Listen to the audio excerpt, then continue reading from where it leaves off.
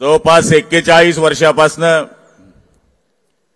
दर वर्धापन दिवसाला येण्याची संधी आमच्यासारख्या कार्यकर्त्यांना मिळत असते। 19 जून म्हटला म्हणजे शिवसेनेचा वर्धापन दिवस। ज्याप्रमाणे शेतकऱ्याला पावसाची चाहूल त्या दिवसामध्ये लागत असते, ज्याप्रमाणे सुकलेल्या झाडाला नवी पालवी येत असते, त्याचप्रमाणे हा 19 जून शिवसेनेकरता सगळ्यात महत्त्वाचा दिवस मानला जातो। या जून महिन्याचं एक वेगळं वैशिष्ट्य आहे। या जून महिन्यामध्ये शिवसेनेची स्थापना वंदनीय शिवसेना प्रमुखांनी केली। या जून महिन्यामध्येच वर्धापन दिनानिमित्तानं बऱ्याच कार्यकर्त्यांना स्थानिक स्वराज्य संस्था असू दे किंवा पक्षाचं संघटन असू दे, याच्याकरता बरीच पदं मिळण्याचा या ठिकाणी प्रयत्न झाला।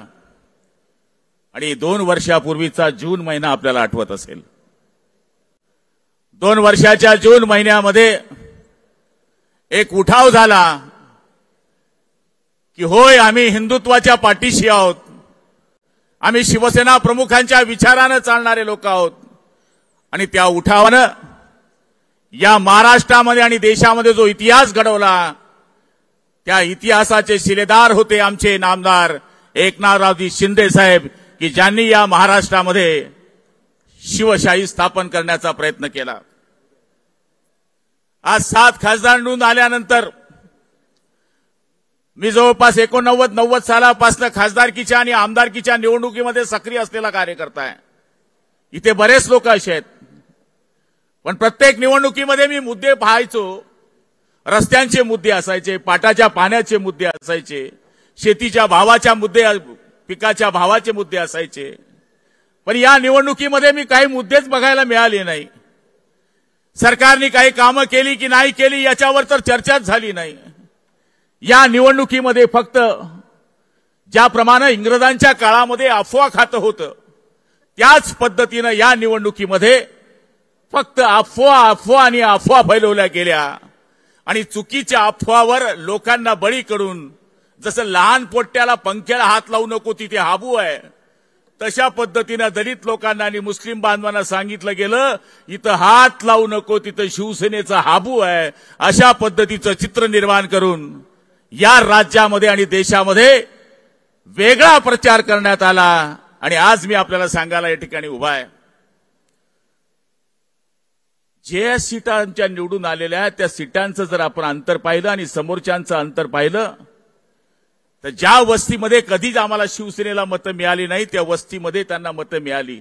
मला आनंद वाटला की आदरणीय उद्धवजी साहेबांनी पहिल्या वेळेस काँग्रेसच्या पंजाला मतदान केलं। माझ्या मते वंदनीय शिवसेना प्रमुखांचा आत्मा काय म्हणत असेल की ज्या काँग्रेसनं गुलाबराव पाटलासारख्या माणसाला जेलमध्ये घातलं, ज्या काँग्रेसनं तुमच्या आमच्या सगळ्या कार्यकर्त्यांना संपवण्याचा मागच्या काळामध्ये प्रयत्न केला, ज्या काँग्रेस बरोबर वेळ आली तर मी माझं दुकान बंद करून टाकेल पण मी काँग्रेसशी युती करणार नाही, त्या वंदनीय शिवसेना प्रमुखांच्या पुत्रांनी या ठिकाणी कार्यकर्त्यांच्या दिलेल्या आवतीला न मानता काँग्रेसच्या पंजाला मतदान केलं। मला तरी असं वाटतं की याच्यासारखा दुर्दैवाचा दिवस कुठला नाहीये। 9 खासदार निवडून आले मला माहिती आहे, पण दलितांची आणि मुस्लिमांची मतं जर आपण यावेळेस त्यांची मायनस केली तर संभाजीनगरचा विजय आपल्या डोळ्याच्या समोर आहे। इम्तियाज जलील उभं राहिल्यानंतर संदीपान भुमरे निवडून आले, याचं आपल्याला समोर जिवंत उदाहरण आहे। आणि महाराष्ट्रामध्ये ज्या निवडणुकांचे जे निकाल आपल्या समोर लागले आहे, त्या निकालामध्ये जर यांची मतं मायनस केली तर हे 9 नाही, 1 सुद्धा खासदार यांचा निवडून आला नसता, हे चित्र स्पष्ट आहे। मी या ठिकाणी शिंदे साहेबांचं आणि सगळ्या खासदार साहेबांचं या ठिकाणी अभिनंदन करणार आहे। सगळ्या खासदार साहेबांनी या ठिकाणी विनंती केली की श्रीकांत शिंदे साहेबांना मंत्री करा, पण आदरणीय मुख्यमंत्री साहेब, ज्याप्रमाणे आपण मागच्या भाषणामध्ये बोलला होतात, कोल्हापूरच्या सभेमध्ये बोलला होतात की राजाचा पोट पोरगा हा राजा होणार नाही, जर त्याच्या माध्यमातून शिवसैनिकाला मी मोठं करेल, आणि तो शब्द तुम्ही पाळण्याचा या ठिकाणी प्रयत्न केला। आणि आदरणीय या ठिकाणी प्रतापराव जाधव सारख्या शेतकऱ्याच्या पोट्याला तुम्ही या देशाचं मंत्री केलं, त्याबद्दल मी आपल्याला धन्यवाद देतो.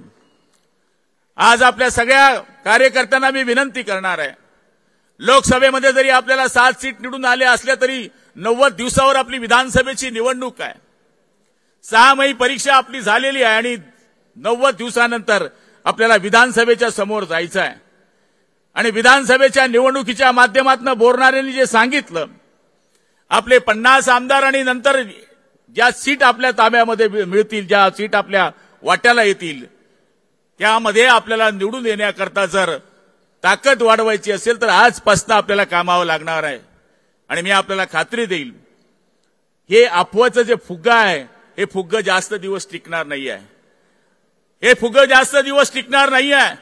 काही दिवसामध्येच लोकांच्या लक्षामध्ये हे येऊन गेलाय, अहो आम्ही एवढी कामं केली, शिंदे साहेबांनी एवढी कामं केली, जर ती वाचायला बसलो तर या ठिकाणी 1 रुपयामध्ये शेतकऱ्याला पीक विमा काढून दिला, महिलांना 50% या ठिकाणी प्रवास करण्याकरता या ठिकाणी सूट दिली.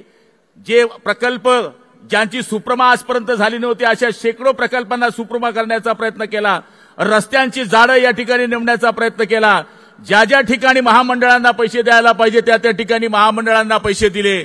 या सगळ्या गोष्टी केल्याचा उल्लेख या निवडणुकीमध्ये झाला नाही. या निवडणुकीमध्ये उल्लेख झाला की ते या ठिकाणी घटना बदलवणार आहेत.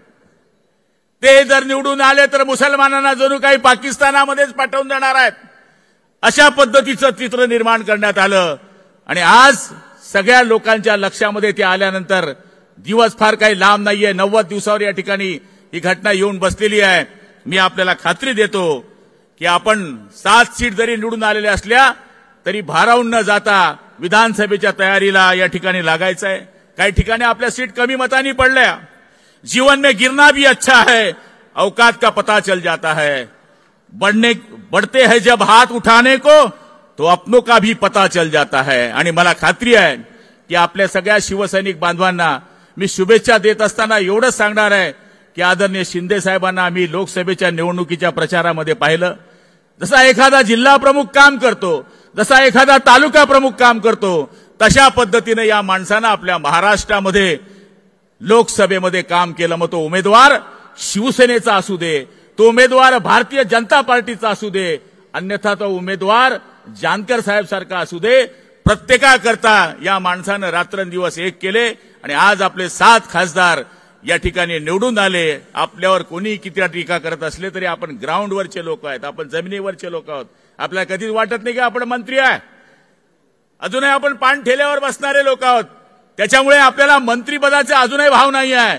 त्यामुळे आपण जमिनीवर आहोत. आणि मी फार मोठ्या गोष्टी करणार नाही. इथे सगळे खेड्यातले आणि शहरातले लोक साहेब, खासदारकीच्या वातावरणानंतरच्या विधानसभेच्या वातावरणामध्ये फरक आहे, हे सगळ्या नेत्यांना मान्य आहे. ग्रामपंचायतची निवडणूक वेगळी असते, जिल्हा परिषदेची निवडणूक वेगळी असते, नगरपालिकेची निवडणूक वेगळी असते, आमदारकीची निवडणूक वेगळी असते आणि खासदारकीची निवडणूक वेगळी असते. आम्हाला बऱ्याच ठिकाणी 80% मुस्लिम मतं देतात, वाडेचे वाडे दलितांचे आम्हाला मतं देतात. पण यावेळेस मुस्लिम वस्ती गेल्यानंतर ते असं काही सांगायचे, इस बार मत बोलो भाई साहब, इस बार हमको वोट का मत बोलो. जणू काही या ठिकाणी जी भीतीचं वातावरण घातलेलं होतं, ते भीतीचं वातावरण इतकं भयानक होतं की आमच्या खेड्यामध्ये 65 मतं ही हैदराबादला होती. ती लोक कशी आली माहिती आहे तुम्हाला? जळगावला हैदराबाद विमान सुरू झालेलं आहे, विमानाने ते लोक मतदान करायला आली. म्हणजे अशा पद्धतीचं चित्र या महाराष्ट्रामध्ये मतदानाच्या रूपाने तयार करण्यात आलं होतं. पण मी आपल्याला खात्री देणार आहे की विधानसभेच्या निवडणुकीमध्ये पक्षाच्या व्यतिरिक्त व्यक्तीला सुद्धा जास्त प्रमाणात महत्व दिलं जातं. 50% तुमचा उमेदवार कसा आहे याला सुद्धा महत्व दिलं जातं. म्हणून मी आदरणीय एकनाथ शिंदे साहेबांना या ठिकाणी विनंती करेल, आपण काळजी करू नका, आम्ही आपल्याबरोबर खांद्याला खांदा लावून या ठिकाणी विजयी पताका विधानसभेची फडकवण्याकरता प्रयत्न करू. चिठ्ठी आलेली आहे, पण मी चिठ्ठी न येण्याच्या पहिलेच माझं भाषण या ठिकाणी संपवतो. जय हिंद, जय महाराष्ट्र.